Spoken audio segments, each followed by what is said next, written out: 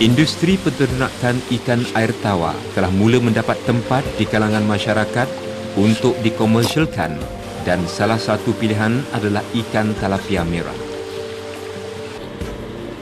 Mengapa ikan talapia merah? Talapia merah ialah ikan air tawar yang popular, diterima oleh ramai pengguna dengan harga yang menarik dan kualiti yang baik.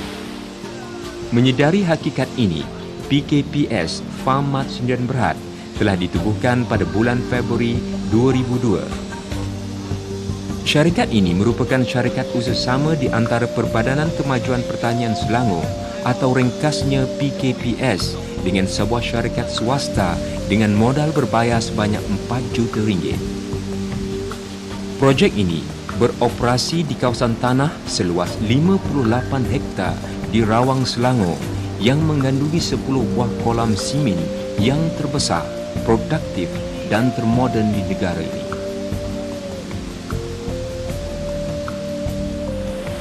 Proses peternakan bermula dengan pembenihan daripada ikan induk yang dibawa masuk dari negara Thailand, Taiwan dan baka tempatan.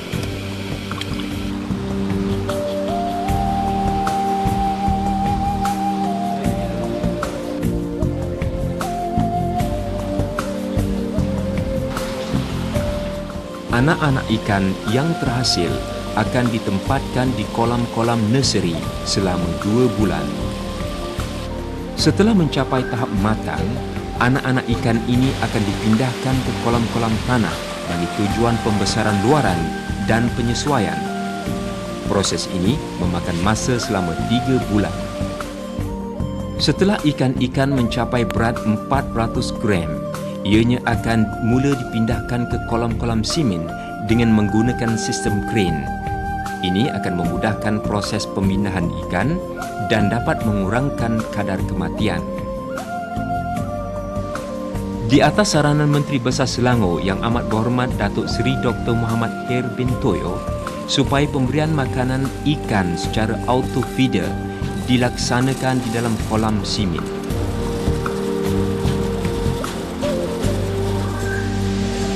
Penggunaan automasi akan memberikan kelebihan dalam meningkatkan pengeluaran yang efisien dan hasil yang tinggi, lebih kompetitif dalam pasaran, mengurangkan penggunaan tenaga kerja dan juga kos produksi serta mencapai lebih keuntungan kepada syarikat. Makanan yang telah diproses secara biological culture mengandungi protein, vitamin dan enzim yang tinggi bagi menjadikan ikan-ikan lebih sihat, cepat membesar dan sukar mendapat penyakit. Selepas 2 bulan di kolam simen, iaitu ketika ikan-ikan mencapai berat 600 gram seekor, ikan-ikan ini akan diasingkan ke dalam kolam pengasingan selama 24 hingga 48 jam tanpa diberi makan sebagai langkah kawalan mutu. Seterusnya, ikan-ikan diedarkan untuk dipasarkan ke restoran-restoran di seluruh Lembah Kelang, Perak, Johor serta Singapura. Sehingga kini, syarikat ini dapat menghasilkan pengeluaran ikan sebanyak 2 tan sehari atau 60 tan sebulan. Kejayaan yang dicapai oleh syarikat ini adalah hasil daripada pasukan pengurusan yang dinamik dan berwawasan. Pengurusan syarikat ini diketuai oleh Encik Yong Kim Tai.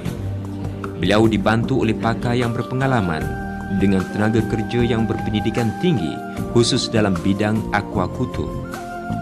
Gabungan ini telah membentuk sepasukan tenaga kerja yang dinamik dan berdaya maju. Ladang ternakan PKPS Farm Mart kini menjadi rujukan contoh kepada pelajar-pelajar universiti dalam negara seperti UPM, UNICEF dan sebagainya.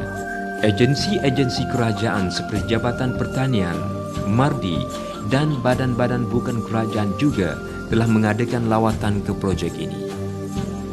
Keupayaan syarikat ini menghasilkan ikan talapia yang mempunyai kualiti tinggi dengan kos pengeluaran yang minimum, di samping harga yang kompetitif serta kecanggihan teknologi ternakan telah menarik minat pengunjung-pengunjung dari luar negara.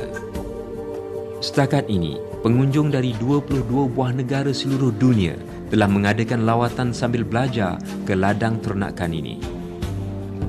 Syarikat ini sentiasa komited dalam soal penyelidikan dan peningkatan pengeluaran dengan kos operasi yang rendah selaras dengan seruan kerajaan yang sentiasa menggalakkan industri yang berasaskan pertanian. Secara langsung, ia dapat mengurangkan pergantungan terhadap import makanan dari luar negara di samping menjadikan usaha ini sebagai perintis dan penggalak kepada golongan muda untuk menceburkan diri dalam industri berasaskan pertanian, terutamanya bidang agrikultur.